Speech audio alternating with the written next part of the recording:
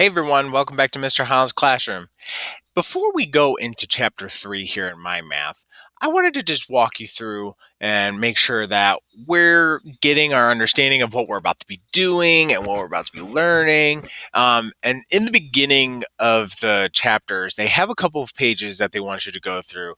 We're going to practice some of the skills that you've already learned, and we're going to overview, which means talk about the stuff that we're going to be learning throughout the next 2 weeks at least. So why don't we go ahead and do that together? If you are looking at this page with the girl on the swing, you are at chapter 3, and we're going to be talking about numbers beyond 10.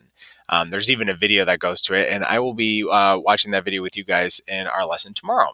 But looking at what we're going to be doing, first we have to talk about, do we have the skills that we need to be successful? So the last 2 chapters where we've been learning about numbers 0 all the way up to 10 are some of the things that we really need to know before we can even do this. So they have a couple of exercises like these carrots. They want you to count how many, write the number, and I hope you guys would be able to do that lickety split because we already know that this is shortcut counting here if we have the whole 10 frame full. But that's what they want you to do. They're practicing counting, writing numbers. Those are things that you're going to need to do. Even looking at vocabulary, we're looking at the line here. It says count the animals, write the number, draw more swings to show 4, that kind of stuff. And you can even practice your ordinal numbers there. Look at that. Then you get into the vocabulary cards. You're like, whoa, look at all this stuff. We're going to be talking about numbers past 10. So our numbers are getting bigger and the amounts that we're going to be counting is getting bigger. So they want you to be able to count. So they have the numbers, they have the words, the name of the number. So this says 18, 18. And this number is 18. And the amount is 18 if you count. They have 11 here, 15, 14, 19, 17. And they're doing it out of order so that you can kind of practice it. Because if we learn to count in order, sometimes we get things memorized in our head and then we don't actually count. We just kind of guess and assume. So they want you to practice writing the numbers, their names, and the numbers. The more that you write their names with the numbers, the more that you'll be prepared to learn what those numbers are if you read them. We have 16, 13, 12, 20.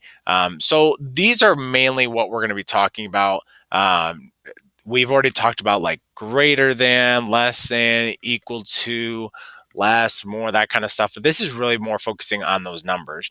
And so we're going to be talking about counting. Oh, look at, they even have this page where you can practice writing all the way up to 20. But we're even going to get into skip counting later into the chapter. But I'm going to stop here because tomorrow we're going to talk about lesson 1, numbers 11 and 12. But I just want you guys to remember counting, super important.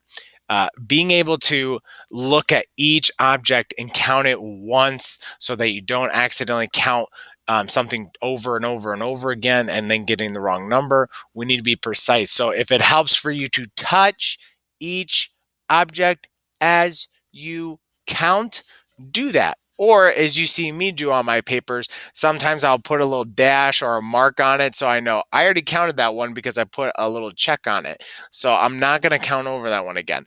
Practicing counting is important. You can get like coins, put them out, your cereal, pour some out on the table, and practice counting one at a time so that you're getting the right numbers. Because some of my friends, they make the simplest mistakes of counting too many times when we're only counting one object once. Okay?